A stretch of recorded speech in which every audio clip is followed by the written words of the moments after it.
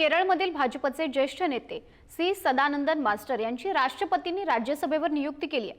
विशेष म्हणजे 2 दशकांपूर्वी उत्तर केरळमधील कन्नूर जिल्ह्यात झालेल्या एका राजकीय हिंसाचारात सदानंदन मास्टर यांनी आपले दोन्ही पाय गमावलेत।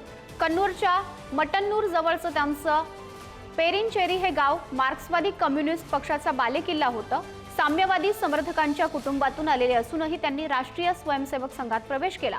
याच दरम्यान झालेल्या हिंसाचारात 1994 मध्ये त्यांच्यावर हल्ला झाला, ज्यात त्यांचे दोन्ही पाय गेले।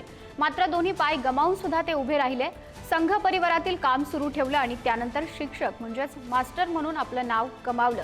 त्यांच्या या इतक्या संघर्षमयी प्रवासाला आता राज्यसभेच्या सदस्यत्वानं नवा आयाम मिळालाय। दरम्यान या घोषणेनंतर पंतप्रधान नरेंद्र मोदींनीही एक्सवर पोस्ट करत त्यांचं कौतुक केलंय आणि राज्यसभेवर नियुक्ती झाल्याबद्दल त्यांचं अभिनंदनही केलंय।